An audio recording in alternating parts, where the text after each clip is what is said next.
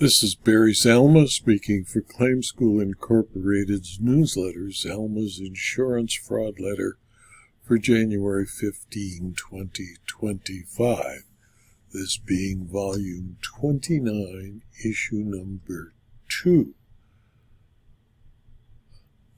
You can read the full issue of Zalma's Insurance Fraud Letter at the link provided on the blog post. Zalma's Insurance Fraud Letter is starting its 29th year of publication, dedicated to those involved in reducing the effect of insurance fraud. ZIFL is published 24 times a year by Claim School Incorporated and is written by me. It is provided free to anyone who visits the site at zalma.com in the link provided. This issue contains the following articles about insurance fraud and the fight against insurance fraud. First is a fictionalized true crime story called The Great Jewel Theft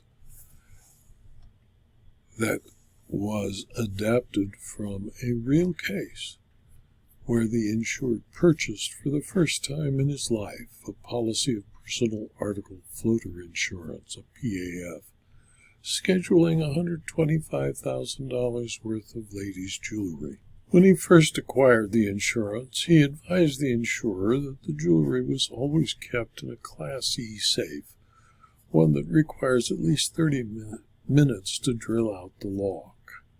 At his residence, he also told the insurer he was employed full-time as the owner of a gasoline service station and that he had never been canceled or suffered a previous loss. You can read the full article and the full issue of ZIFL at the link provided.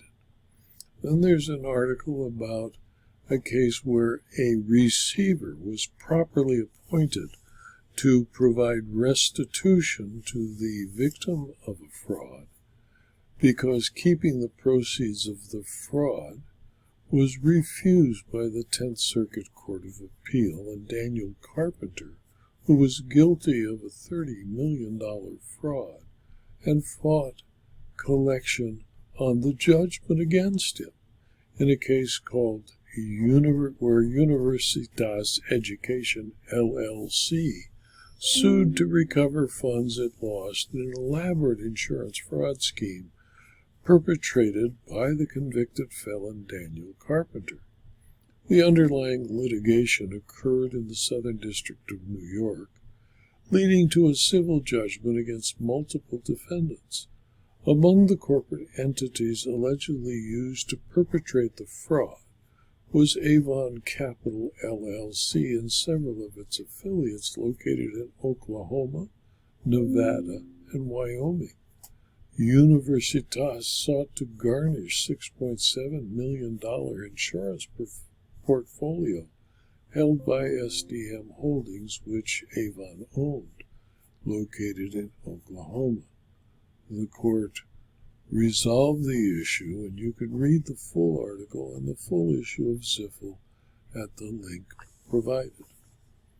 Then there's more about McClenny, Mosley and Associates, where in ZIFL's 41st installment of the saga of McClenny, Mosley and Associates and its problems with the federal courts in the state of Louisiana, and what appears to be an effort to profit from what some magistrate and district judges indicate may be criminal conduct to profit from insurance claims relating to hurricane damage to the public of the state of Louisiana. You can read about a December 31, 2024 motion brought in MMA's bankruptcy court, who is still attempting to avoid restitution to all of the people who were defrauded by it and its associates. Then there's an article I wrote called What is Fraud?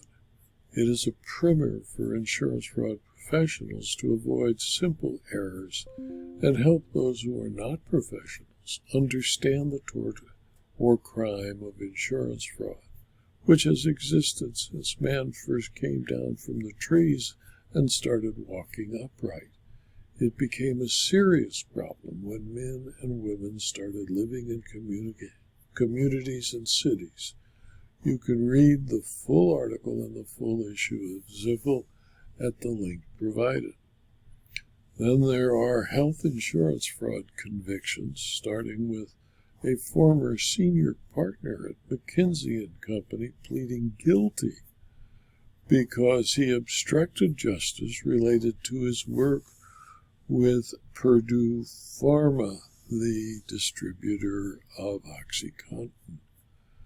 Martin Elling, 60, a U.S. citizen residing in Bangkok, Thailand, waived his right to be indicted and pled guilty January 10, 2025, to one count charging him with knowingly destroying records with the intent to impede, obstruct, and influence the investigation and proper administration of a matter within the jurisdiction of the United States, the Department of Justice. You can read the full article about Mr. Elling and dozens more convicted for health insurance fraud by the United States courts and the U.S. Department of Justice.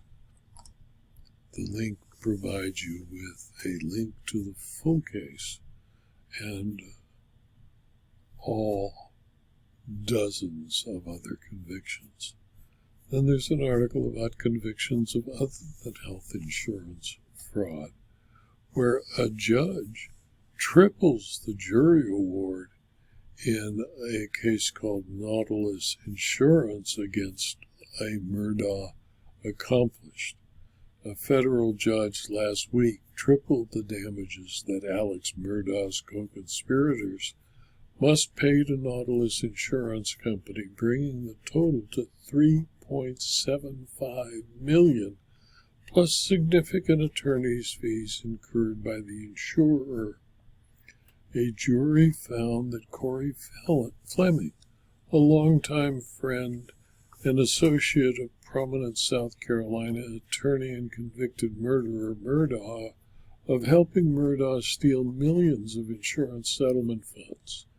The jury awarded $1.25 million in the civil suit brought by Nautilus Insurance, the excess and surplus line carrier that had written Murdaugh's liability policy on his property, where his housekeeper was found dead after a supposed fall. The jury also granted $50 million in punitive damages to be paid to Nautilus.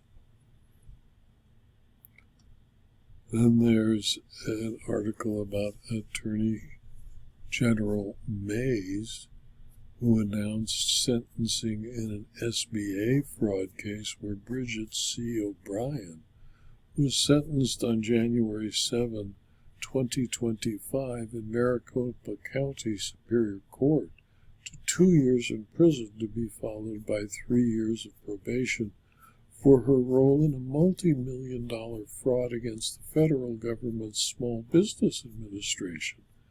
Defendant O'Brien was also ordered to pay the SBA $1,273,794.95 in restitution. You can read the full article in the blog's link. Finally, there's an article from the California Commissioner of Insurance, who issued an emergency declaration to speed Los Angeles wildfire recovery, requiring action over non-licensed adjusters from out of state to follow all California laws. Thank you for your attention.